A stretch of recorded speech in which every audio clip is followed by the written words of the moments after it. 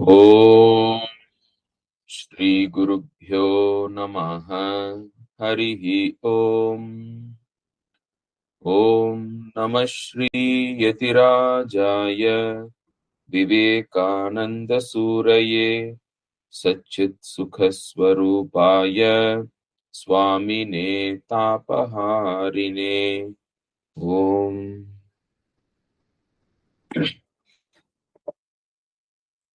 So we have been seeing the life of Swami Vivekananda, and we saw how he was growing in an aristocratic family with all access to the best of education, and his father was very modern outlook and ensured that he excels in everything, in education, knowledge, music, sports, everything. And as Swami Vivekananda grew up, he grew a keen intellect and an inquiring mind, and he went through all the possible knowledge which is there in Western philosophy and to seek the truth as any thinking person would do. Who is God? What is God? Is God there? What is a human life? What is the purpose of human life? Why am I here? Why are people here? What is the purpose of this universe? So all these deep questions he naturally started thinking about, and he was very serious in his pursuit towards the answers of this, and he couldn't find satisfactory answers anywhere. And with this question, have you seen God? He approached several of the popular religious and philosophical figures of that time, including Maharishi Devendranath Tagore, one of the founders of Brahmo Samaj, and he also went to Brahmo Samaj, and he was seeking the truth there, and he was not satisfied with any of them. And meanwhile, in his house, there was a pressure to get him married. And when he approached his neighbor, Surendranath Mitra, who was actually a devotee of Sri Ramakrishna, and so he consulted him regarding his marriage. And Surendranath Mitra said, "Why don't you come to Dakshineshwar?" And so he went and talked to Sri Ramakrishna, asked Sri Ramakrishna the question, "Have you seen God?" And Sri Ramakrishna said, "Yes, as I see God, and I see him more clearly than I see you. Everyone can see God if they want to, but alas, who wants to see God?" So that was Sri Ramakrishna's reply, and Narendra was very impressed, and he was amazed at the level of renunciation of Sri Ramakrishna, and he went more times to Dakshineshwar, and Sri Ramakrishna got a divine confirmation that he is to be his disciple who has come to this world to establish dharma. And Sri Ramakrishna asked Naren to come regularly. Naren kept going once or twice a week, and as though there were a lot of disagreements between Sri Ramakrishna and Narendra over several things, still they had a great bond of love between them. Narendra did not accept Sri Ramakrishna's visions. Narendra did not accept the worship of God with form, and Narendra did not accept Kali as a power. So, but then still Narendra accepted the value of brahmacharya, purity, honesty, a good life, love for human beings, love and love for God as an abstract, formless entity, and the value of meditation as a spiritual discipline, as a means to know God. And that knowing God is the prime goal of life, and a pure life of brahmacharya, monasticism. All these things they agreed, but they did not agree on several other things. And in fact, even on Advaita, Swami Vivekananda did not agree with Sri Ramakrishna initially. He want because Swami Vivekananda, Naren wanted proof for everything, and gradually Sri Ramakrishna trained Narendra and taught him meditation, taught him various things, answered his questions, and slowly he got Naren to experience various spiritual vision and experiences, and slowly Vivekananda Naren got convinced. But right from the beginning, the bond of love, deep love, was always there. And at this time, 1884 beginning, when Naren was preparing for his BA exam, his father passed away suddenly, and suddenly he saw that from the height of aristocracy, the family had plunged into the depths of poverty. His relatives claimed ownership of his ancestral house, and his mother, Bhuvaneshwari Devi, and his brothers and sisters, they were thrown onto the street without anything. And Bhuvaneshwari Devi took the children, went to her father's house, and Naren started looking for a job to support the family. He walked the streets of Calcutta and he couldn't find any job anywhere. And full of frustration, hunger, poverty, and he was very, very frustrated, and he was pretty open in to express his thoughts, and the news went to Sri Ramakrishna that Naren has lost faith in God, and some people even started spreading rumors that he has gone into bad ways and all that. Sri Ramakrishna, he knew what Naren was. He never believed in any of them. He in fact scolded the people who came with rumors, and this was the condition at that time. That is where we left. We'll continue from where we left. So there are at this moment, of frustration, there are also a lot of temptations, and uh, there are a lot of some proposals, which were some of them were not very good, and uh, so Vivekananda, he had already made up his mind that he will not get married and he will lead a pure life. He rejected everything. So he never lost faith in the existence of God.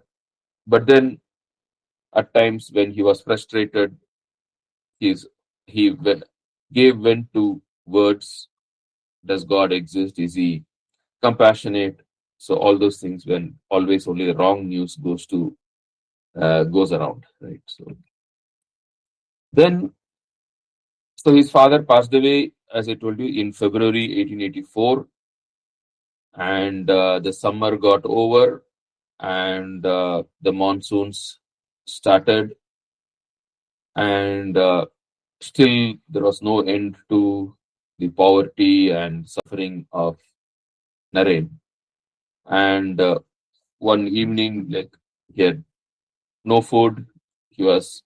Whole day he was He was going without food, searching for a job, and it started raining in the evening, and there was no place to even take shelter, fully drenched in the rain. Just imagine hunger, poverty, rain, and all these things. Now that made him think, what am I doing? Why am I doing all this? So he started thinking, and then it slowly dawned upon him, oh, okay, this is not meant to be. I am not meant for a worldly pursuit. This is not what I am supposed to do. And so he suddenly, like, he got a great wave of vairagya, and he decided, okay, that's it. I am not meant for worldly pursuits. I am meant for spiritual life. I'll renounce this world, and I'm going to leave Calcutta and go somewhere, maybe Varanasi, somewhere, and take to monastic life. So he just wanted to just leave all this and go. And that day, he knew that Sri Ramakrishna was visiting Calcutta. So he had decided in his mind that he will just leave and go, and this is the last time he is going to meet Sri Ramakrishna. He had not told anyone. He went, and when he bowed down to Sri Ramakrishna, and Sri Ramakrishna, of course, he knew the minds of everyone, but he did not reveal anything. He only sang a song which comes in Bhagavatam. So in Bhagavatam, there is a scene when Akrura has come to take Krishna back to Mathura, and at that time, the gopis, they are very become very sad, and they hold on to the chariot and they cry, and there's a beautiful song which says, "Oh my dear love, leaving me, where are you going? Will I be able to ever see you again? Please don't go." So that song Sri Ramakrishna sang at Vivekananda and at Naren. Naren knew that it was Sri Ramakrishna was addressing him. Naren knew that Sri Ramakrishna knew of his plan to leave, and he cried. Sri Ramakrishna cried, and at the end, Sri Ramakrishna said, "Come to Dakshineshwar." And Naren could not refuse. And that night, when Sri Ramakrishna went back to Dakshineshwar, Naren went along with him. And now, there, a couple of days later, Naren again went to Dakshineshwar, and he told Sri Ram that Naren thought, well, if Sri Ramakrishna thinks, if he wishes, if he prays to Kali, then all my troubles can come to an end. So he asked Sri Ramakrishna, please pray for me to Kali. And Sri Ramakrishna said, well, you pray to her. Today is Tuesday. It's an auspicious day. You go to the temple and pray to Kali for whatever you want. And Naren thought that was the right thing to do. He told himself, okay, I will go and pray so that I get a job and my financial troubles should be over. My family should have enough money. And so, with having this intention in mind, he went to the temple, and when he went there, he saw Kali alive, living, and she was there, and he fell at her feet and said, Ma, give me Viveka, give me Vairagya. And he was overwhelmed with the emotion. He prayed for discrimination and dispassion, Viveka and Vairagya. And then he came back full of emotion. And only when he came back to Sri Ramakrishna's room, Thakur asked him, so Naren, did you pray for job? Did you pray for money? And then Naren said, no, I prayed for Viveka and Vairagya. Then Thakur said, but you wanted a job. You wanted me to pray to Kali for a job and for the financial well-being of your family. So Thakur said, go again and pray. Again, Naren went. Again, he saw the living presence of the Divine Mother Kali. And again, he prayed for Viveka and Vairagya. And he again came back. Shri Ramakrishna said, why, what happened? Then Naren said, well, the moment I am in front of the Divine Mother, I cannot remember anything except that I want the spiritual attainments. So Thakur said, okay, go again. And third time, again Naren went. Again, he saw the divine presence. And again, he prayed and for Viveka and Vairagya. And this time, he actually remembered what he had come for. But then he thought, well, what is the point in anything else? It is just Jnana, Bhakti, Vairagya. That is what is actually needed. And he again prayed for Viveka and Vairagya, and he came back. And when he came back to Sri Ramakrishna understood. He of course knows everything. He knew what happened.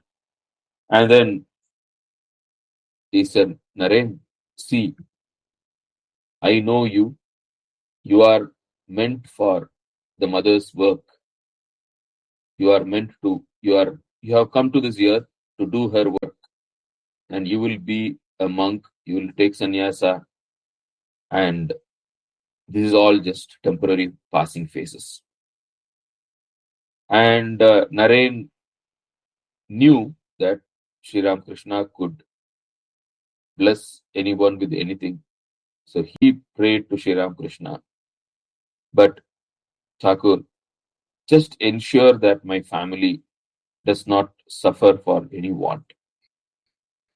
And Shri Ramakrishna gave that blessing that Naren's family will not suffer for the bare minimum existence. So food, house, the basic sustenance they will have. That Shri Ramakrishna assured, and Naren was at peace. Yes. And these people like Vivekananda, Shri Ramakrishna, Holy Mother, they are capable of giving such blessings. It is really amazing. If Shri Ramakrishna says, okay, from today onwards, your family will not suffer for the want of the bare necessities of life, it just would be so. That's it. And later, even in the life of Swami Vivekananda, we can see one day Vivekananda was in a very light mood and very good mood, and he called Swami Subodhanandaji, Koka Maharaj, and said, Koka, like I'm feeling like blessing you today. I will give you whatever boon you want. And Koka Maharaj said, well, Naren, like our Guru Maharaj has given everything to me. I don't need anything. But then Swami Vivekananda said, like, no, I want to give you something. Tell me what you want. And Koka Maharaj was fond of tea. And every day he would like to have tea at the evening. And so Koka Maharaj asked Swami Vivekananda, well, if you want to bless me, then you bless me that I will not miss my tea in the evening any day. And Swamiji said, well, so be it. And from that day onwards, Subodhananji did not miss tea any day at all. Even if he was traveling, even if he was in the middle of the forest, anywhere he was, there used to be someone who comes and gives tea exactly at around 4 o'clock, 5 o'clock. Now, just imagine just one word of, or even a sankalpa of Swami Vivekananda saying, okay, this person will get tea every day from now on. That's it. Now the entire universe obeys it, and it just happens. So that is the power of blessing that these people can have. And Shri Ramakrishna blessed Swami Vivekananda that his family will not suffer for the basic want of necessities of life.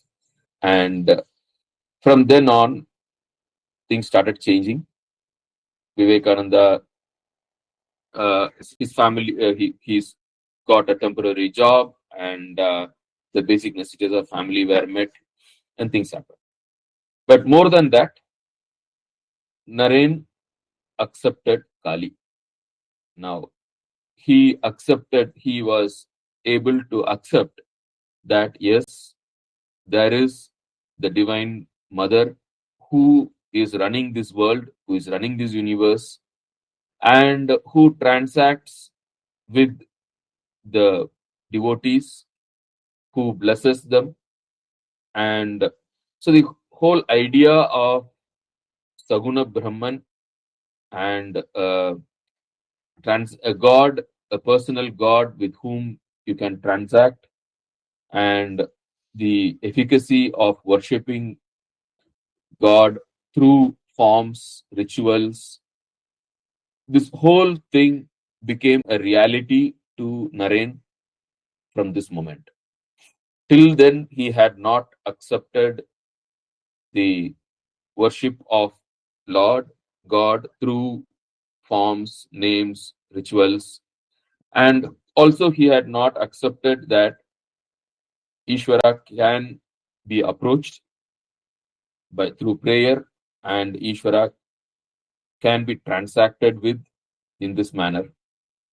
His idea was God was very abstract, and so now this was the moment when Naren accepted Kali. And throughout the night, he was singing, and Shri Ramakrishna was so happy. He was almost jumping with joy that Naren has accepted Kali. Naren has accepted Kali. Even the next day, Vaikunthanath Sanyal, he visited Dakshineshwar, and Shri Ramakrishna were told so happily to him, you know what happened yesterday? Naren has accepted Kali. He is very devoted now, and his family needs something. So can you help him? Like he was, Shri Ramakrishna was so happy. He was the happiest person on Naren having accepted Kali. And and this was very important because without this, Naren's understanding of spiritual life was one-sided. So, and without this, if this had not happened, and if Naren had gone into the world and started with teaching with the kind of gigantic intellect and powerful intellect that he has, it would have been disastrous for Sanatana Dharma. It would have been disastrous for the spiritual future of the world. It would have been something like what the Buddha did, where completely rejected all forms of worship and purely stuck only to spirit, only to moral values and meditation, and would not have. It would have been a problem. And even in the Gita, in the 12th chapter, when Arjuna asks Krishna, which is better, worshipping God with form or without form? Can one be spiritual but not religious? So Krishna gives the answer, yes, it is possible to be spiritual without being religious, but it is almost impossible. It is difficult. And worshipping God with form through devotion, doing all the work as an offering to the Lord, and meditating upon the form and name and qualities of Ishvara, and having a loving relationship with God, that is the easier, better approach for spiritual life. That is what the entire 12th chapter is about. Now, so if not, because Vivekananda was capable of approaching God without form, without name, without ritual, purely through meditation, purely through inquiry. But not everyone in the world is ready for that. For the common man, you need to worship the Lord through names, forms, rituals. And it was important that Vivekananda also accept it so that he can guide and teach the rest of humanity, which is useful to the people at large. So it was very important that Naren accepts Kali, Naren accepts the worship of Ishvara through various name, forms, and rituals. So it was a landmark moment, and from this point onwards, Naren got much more closer to Sri Ramakrishna. He completely surrendered to Sri Ramakrishna, and the training which was happening, right? So we saw Naren came to Dakshineshwar first in the end of 1881, and now we are talking about somewhere in the second half of 1884, right? So 2.5 years have passed, and 2.5 years Naren was doing spiritual practices under the guidance of Sri Ramakrishna, and now it went into from now on it went into an entirely different dimension altogether, and it intensified a lot more. So this was a very, very important landmark moment for the history of spiritual sadhana in the world.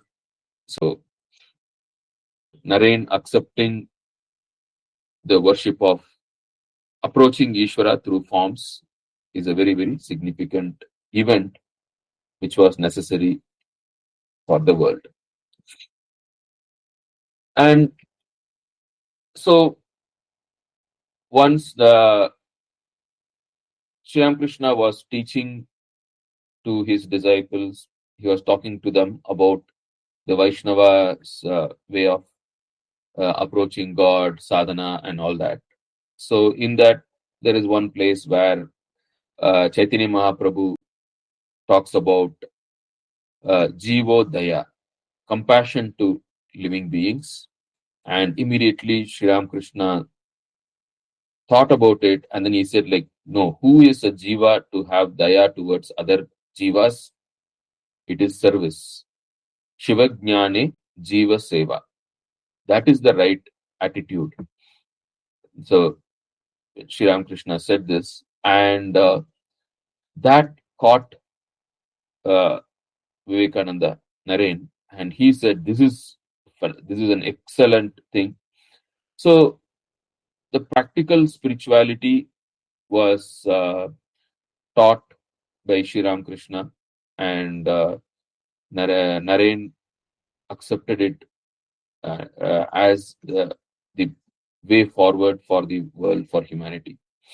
There is no distinction between the sacred and secular. It is the Lord who has become this entire universe. It is the Lord who has become all these living beings. And through all these living beings, we serve God. Service to living beings is service to God.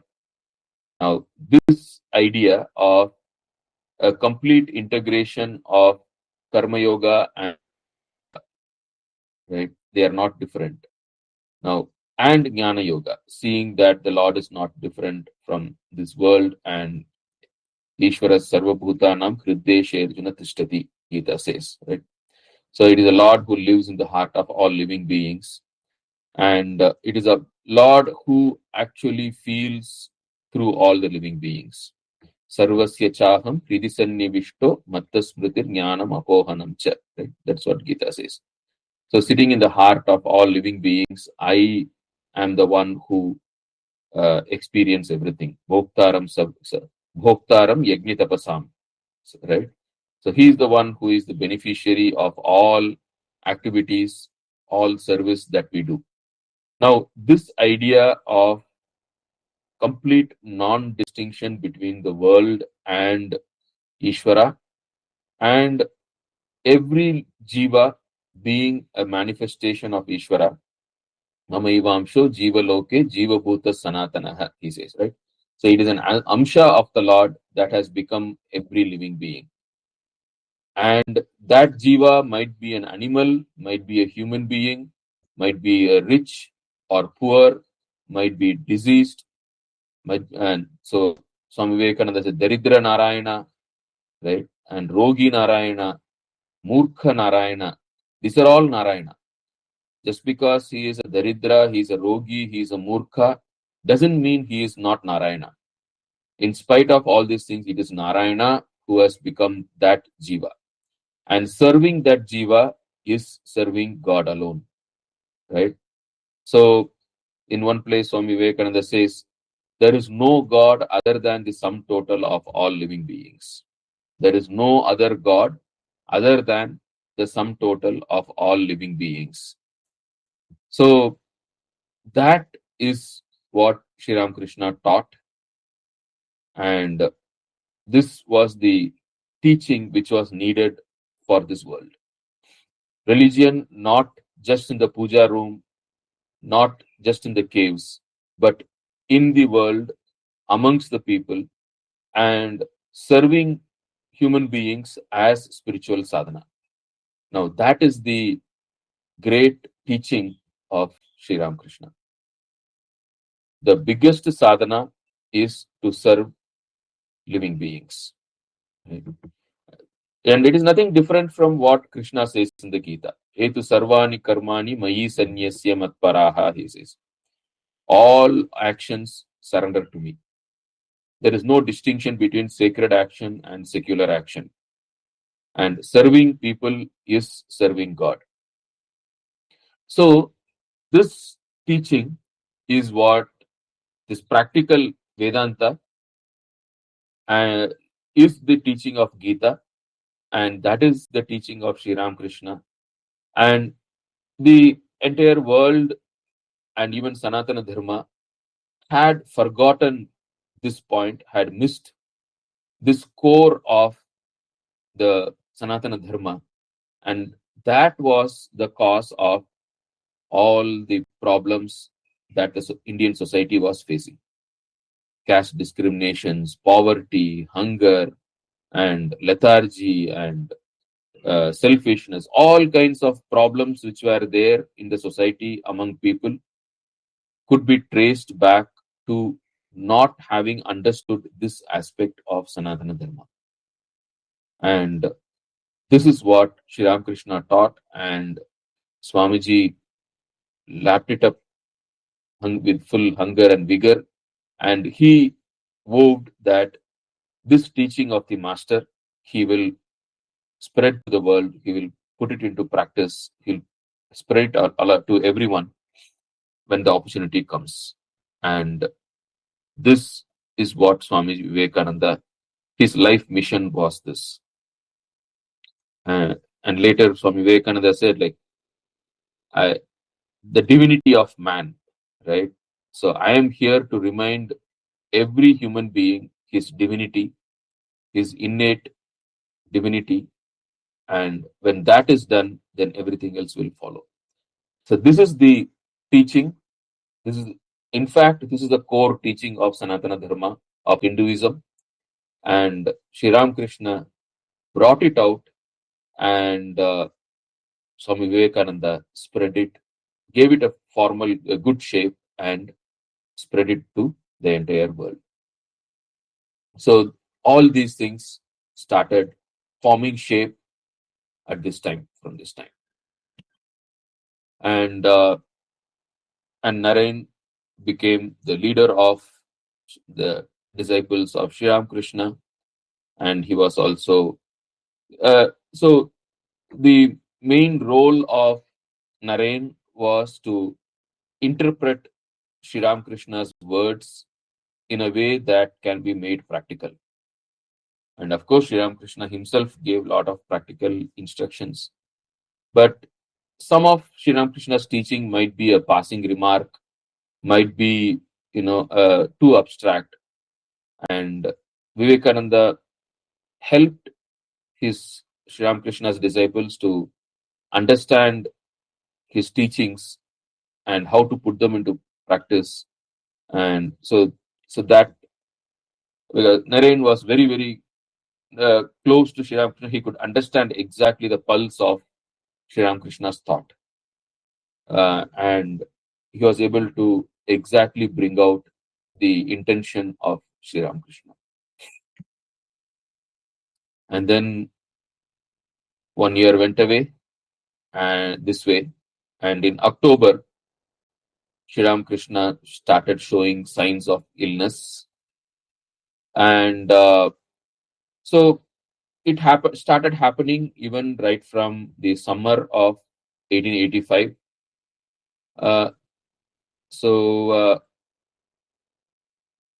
Like there was this ice which was available.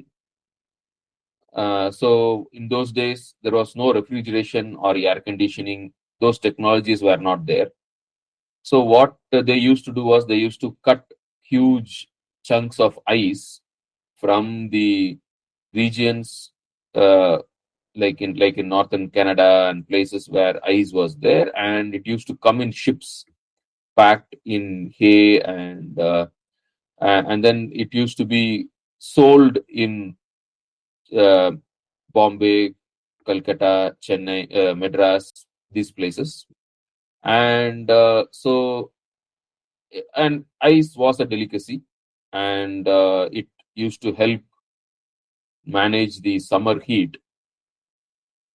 And so Sri Ramakrishna's disciples used to get ice for him, and he used to have. And also Sri Ramakrishna, he was talking, straining himself a lot to help people, and he became quite well known, and there was always a stream of visitors coming, and out of compassion he used to cater to all of them, never said no to anyone. He used to talk to everyone, give them a few words of solace, instruct them on spiritual life, and these added with the hot summer and the ice and his incessant talking, everything put together had a big toll on his throat. And this constant strain developed into uh, uh, cancer of his throat. Initially, uh, it was a wound, and then later it grew, and then it was diagnosed finally as cancer. And it was really painful, and his health started deteriorating, and when it was, and Sri Krishna, from his point of view, he looked at it differently. He said, well, now knowing that I am having cancer, people who have only superficial faith will stop coming to me. And that's what exactly happened. So when the guru himself or when the uh, saint himself has cancer, people who come for worldly benefits say they stopped coming. They're like, what is this? I am going to him for something and he himself cannot cure himself. So how can he help me? So the people of faint faith, they stopped coming, and Sri Krishna was, in fact, like, he said, okay, so this disease actually was a help to create a clear distinction between the inner circle and the others. And in spite of his ill health, there were householder devotees and these young boys who whose faith and whose zeal to serve Sri Krishna only increased by this, and they formed a, a very, very strong, closely knit inner core. And so as the disease progressed, uh, it was difficult for doctors to visit Dakshineshwar because it was far away. In those days, 4 kilometers was a long distance, and they wanted to shift him to Calcutta, closer to Calcutta, the city, so that it is easier for everyone to attend to him, because now someone has to be there with him. And they found a house in Shyampukur, and so they moved him there. But then the house was very small, congested, and it was not very suitable. And then they found another house in Kasipur, which was which had a good, which is a spacious place, a spacious house, and he was moved there. And this is the Kashipur garden house, and so he was moved there in December 1885, and this was a place where uh, the direct disciples, and they got very, very close guidance by Sri Krishna. They all involved in severe austerities, and Sri Krishna blessed them. Many of them, the direct disciples, they all had various spiritual visions, spiritual experiences. So many things happened in this house, and they were, uh, as Sri Krishna was ill, and he would not be around for a long time. So they left their houses, they left everything, and came and started living with Sri Krishna, serving him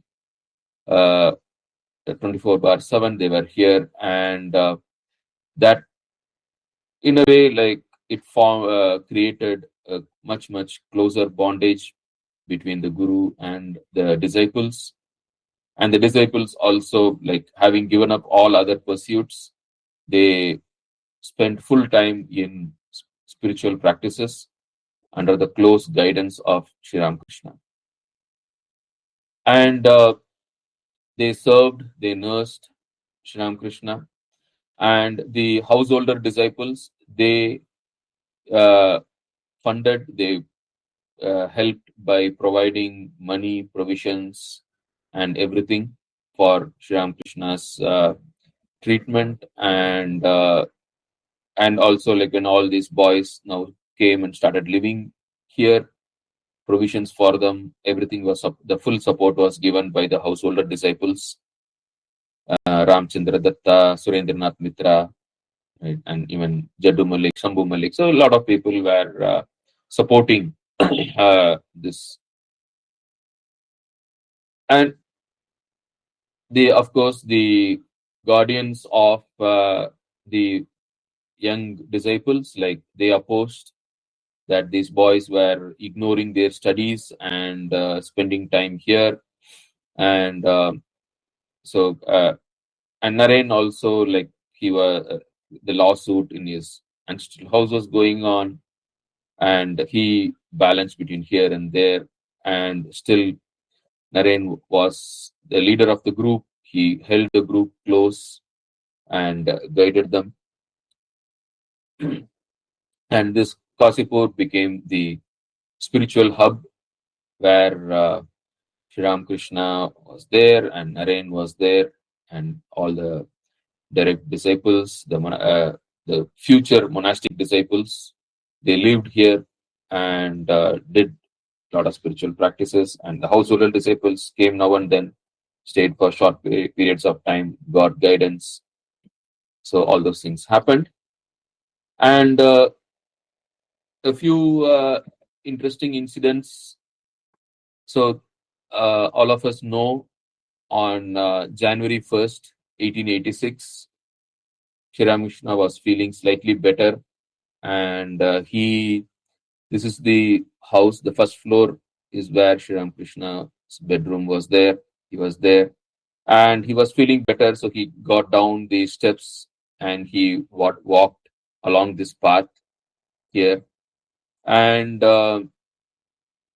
so because it was January 1st, holiday, lot of householder disciples were here, and they were all sitting, standing in different places in this place.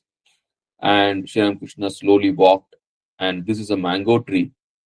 And when he was somewhere near under this mango tree, Girish Chandra Ghosh, he was there. He fell at Shri Ramakrishna's feet. Now, all this while, like in the past couple of years, Girish had been talking about Shri Ramakrishna being an incarnation of God, and he was spreading the words. Some people believed, some people did not. But then slowly that gained momentum, and people also came and told Shri Ramakrishna that Girish is talking to everyone that you are an incarnation of God. And of course, as we saw long back itself in Dakshineshwar, a group of very well-known, well-respected scholarly pundits had a debate, had a sabha, were analyzing all the experience of Sri Ramakrishna and studying all the scriptures and correlating them. They had declared that Sri Ramakrishna was an incarnation, and Sri Ramakrishna did not bother about it. He lived an ordinary life, almost like from his point of view, he just lived a life like everyone else. And now Girish was a dramatist. When he declared, Sri Ramakrishna, like, what is this? Even great pundits have declared, and now this Dramawala is saying, like, how does it make a difference to me at all? That was his attitude. And so when Sri Ramakrishna came down, and he was totally, the body was weak, thin, and very tired, very weak. And so when he came here, Sri Ramakrishna asked Girish, see this body, it is so ill, and even in this condition, do you think do you think this is an incarnation of God? Sri Ramakrishna never used to call himself as I. He always used to call it as this body, this mind, right? So do you think still this is an incarnation of God? And Girish, being a dramatist, he immediately bowed down to Sri Ramakrishna and said, "He whom even Vyasa and Valmiki could not describe fully, who am I, a mere uh, dramatist? How can I describe you?" So Vyasa, who wrote Mahabharata, the Puranas, and Valmiki, who wrote the Ramayana. So Girish meant that even the authors of Mahabharata and Ramayana could not describe the incarnations of Krishna and Rama fully. Who am I to be able to understand you and describe you fully? So, in his own dramatic way, he reinforced that Sri Ram Krishna, in spite of whatever it is, he is a incarnation of God. And Sri Ram Krishna was very happy with Girish reply, and he blessed him, Chaitanya Hog. Let your spiritual consciousness be awakened. Now, Girish immediately felt a great spiritual experience, and immediately seeing this, everyone came who were all there. They came and started falling at Sri Ramakrishna's feet, and Sri Ramakrishna blessed everyone, Chaitanya Hog, Chaitanya Hog, and everyone, depending upon their inclinations, they all had great, deep spiritual experiences. And today, even today, like it is being celebrated as the Kalpataru Day, when Sri Ramakrishna blessed everyone with great spiritual progress. The direct disciples, they were there in the house, and because Sri Ramakrishna was down, they took this opportunity to remove his bed and dust it and put it in the sun to make it better. And like they were busy using this opportunity to clean the place and serve there. And later, when people asked, like they could see from this balcony. So this balcony is there where they were drying the bed and all that, and they could see from there below what was happening. And when someone asked them, like, why didn't you come down? He said, like, no, this is everyday affair for us. So for the direct disciples, the monastic disciples, Sri Ramakrishna blessing them and they getting into ecstasy and having spiritual visions was an everyday affair for them. So they did not consider it as anything special for them, because Sri Ramakrishna was anyway giving all these every day to them, and it was for the householder disciples who were not very close to Sri Ramakrishna. They got the opportunity of getting blessed by him on that day.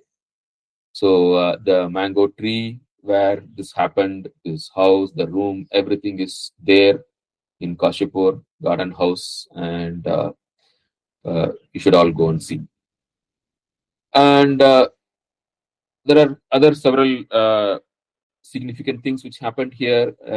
So opposite to this house, like where you can see this fence there is a pond, and there is a very interesting thing which happened there. One day, Swami Yogananda, Yogin Maharaj, he was fishing in that pond using a fishing line, and Sri Ramakrishna immediately called him and scolded him, saying, like, you should not do this. This is wrong. You are cheating the fish. If you want to catch fish, use a net and catch fish. Using a fishing line, putting a bait is telling lie to the fish. And as spiritual sadhakas, we should not tell lies. Telling lies is wrong, and this is wrong. So this is a lesson for all of us, right? As spiritual sadhakas, we are pursuing the truth. God is truth. Our pursuit is the truth. and no amount, even a small amount of absence of truthfulness or even a small amount of falsehood will be a roadblock to our pursuit of the truth, our pursuit of God. And Sri Ramakrishna, we have seen how truthful he was, and he insisted that everyone was truthful. And the standards of truth is so high that even catching a fish, putting a bait is not acceptable, because you are telling a lie to the fish, you are cheating the fish to catch it.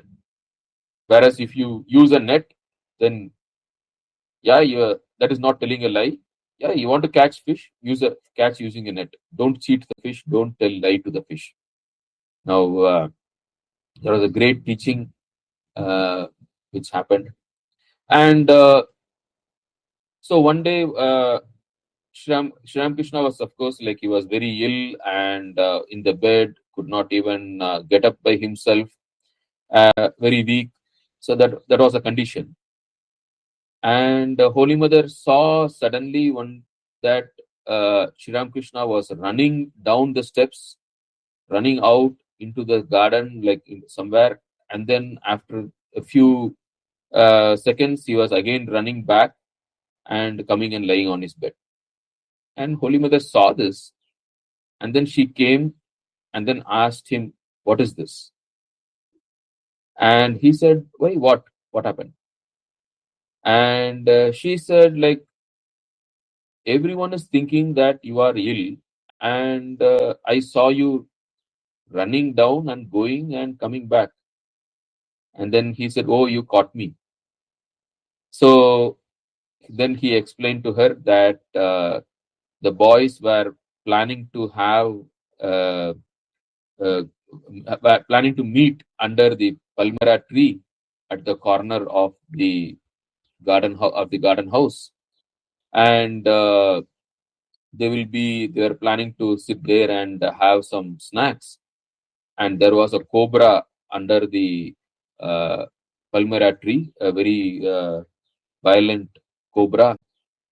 And if they had gone there, it would have got disturbed and it would have bit them. So before they came there, I went and told the cobra not to hurt my devotees and disciples. And I told it that, though be in hiding, don't show yourself, they will not hurt you, and don't come out.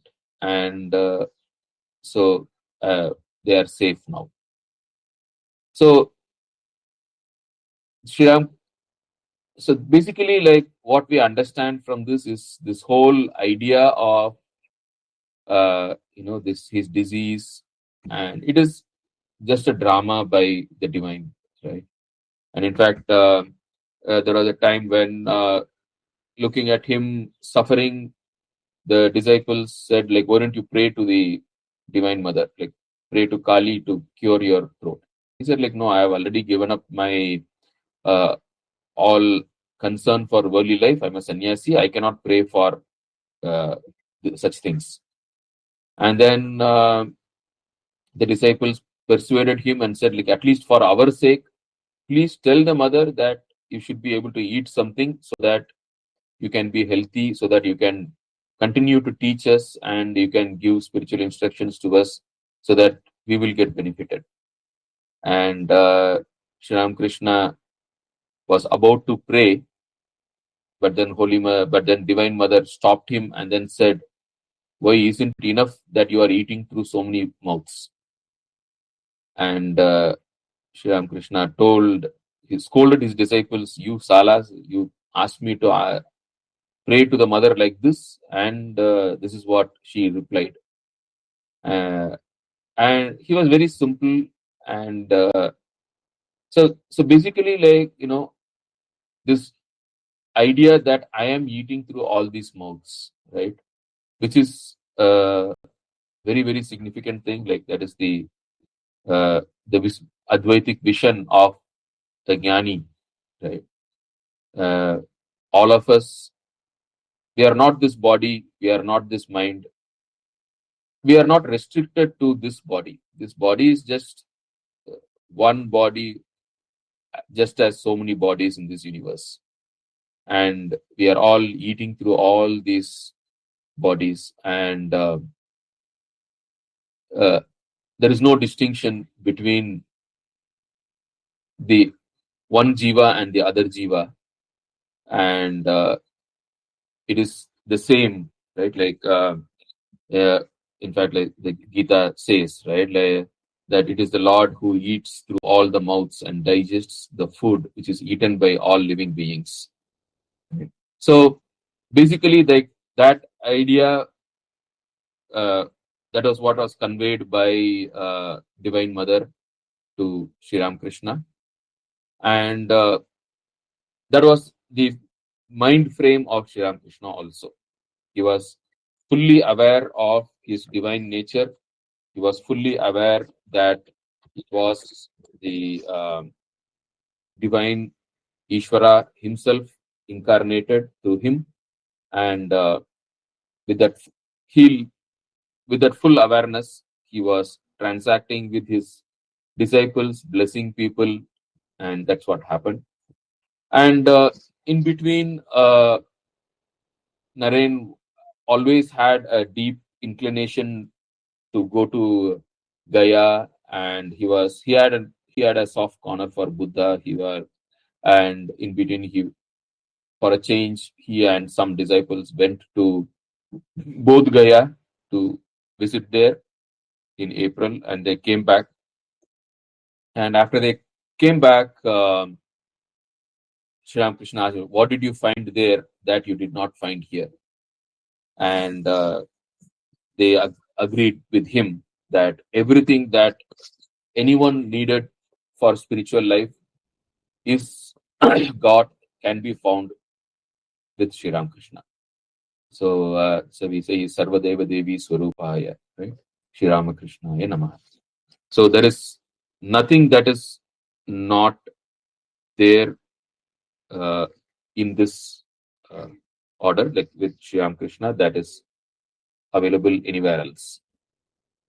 So, and even earlier when he was in Dakshineshwar itself, once Sri Ramakrishna had offered Naren that he said, like, with all these years of tapasya and spiritual practice, I have gained a lot of powers.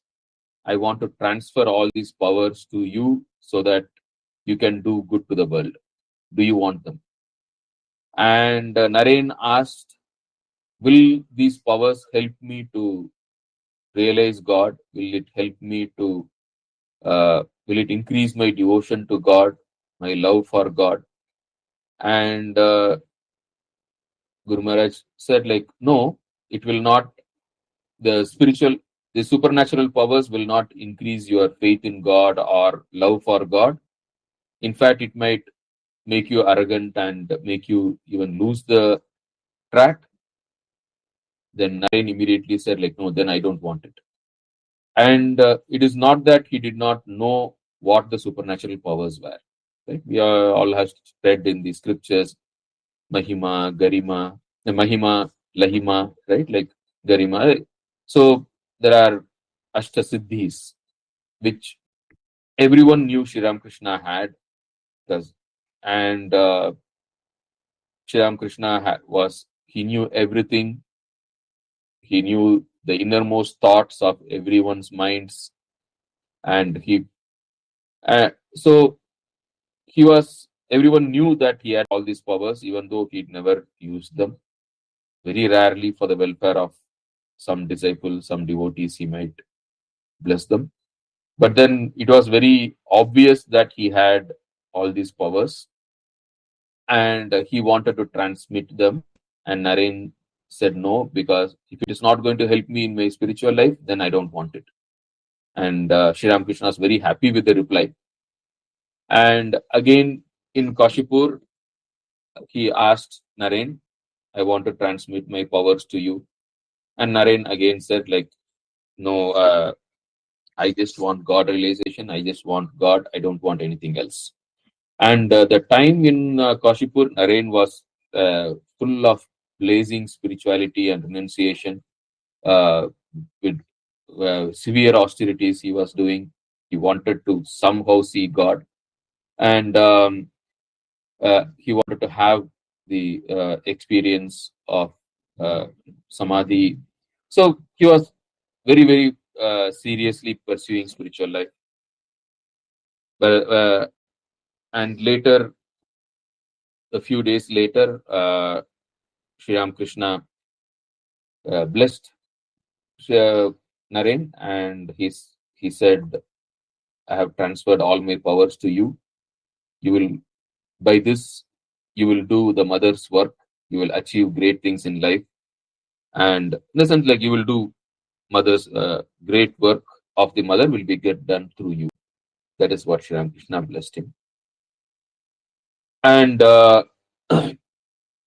he during this time also Naren experienced Nirvikalpa Samadhi, uh, and after that, when Naren came back to Sri Ramakrishna, Sri Ramakrishna told him, "You have seen the highest. This is the final. But then this, I'm keeping this under lock and key. You will not experience this again till you complete mother's work. There's a lot of work of the mother to be done by you, and I'm keeping it with me. And once you have completed mother's work, then you will get it back." So that was what Sri Ramakrishna told Naren. And a couple of days before Mahasamadhi, like Naren was serving Sri Ramakrishna and looking at his almost the end of the life, his weak body. It occurred in Naren's mind, is he an incarnation of God? And immediately Sri Ramakrishna responded back saying, "He who was Rama, he who was Krishna, is in this body, Sri Ramakrishna, and not in your Vedantic sense." So it's a very significant statement. Uh, so Sri Ramakrishna did not hide anything, fully open, explicit. He said, "I am the same person who came as Rama and who came as Krishna." Now, and he said, not in your Vedantic sense. It is that, like according to Vedanta, every jiva is an incarnation of Ishvara. An incarnation is a full manifestation, whereas every jiva is a amsha, a small partial manifestation. So when he says not in your Vedantic sense, it means this is the full manifestation of the Ishvara, of the supreme power. So it is that being, that supreme Ishvara, who considers this whole universe as himself, who has the full capability of creating and destroying and recreating this world, that being who governs this world, who has created this world, and that being came as Sri Ramakrishna in the full manifestation, with full knowledge, with full power.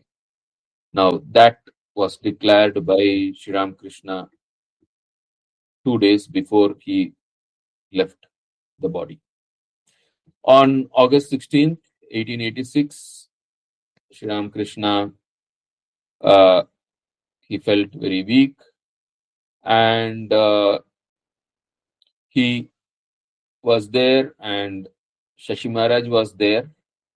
He wanted to sit, and so there were no comfortable pillows. So he leaned on. So Shashi Maharaj, Ramakrishna, he sat facing the other side, and Sri Ramakrishna leaned on his back as a support, and he was sitting and relaxing, and he uttered the name of Kali loudly 3 times, and he left left the body, and immediately first they thought he went into samadhi, as he frequently used to go.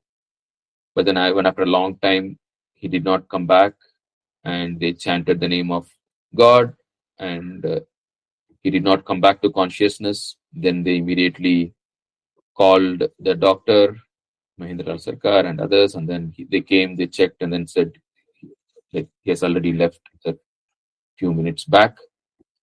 And the body was, with all due honors, was cremated in the Kasipur Smashana, and this is the Samadhi of Sri Ramakrishna, the place where the body was cremated. And the later Belur Mat came up exactly straight opposite to the Smashana. You can see the Belur Mat temple there, and it is exactly straight opposite to the Kashipur Smashana, where Sri Ramakrishna's Samadhi is there.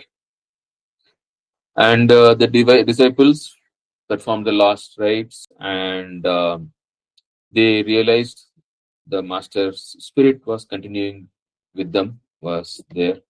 And shortly after, a few days after Sri Ramakrishna's passing away,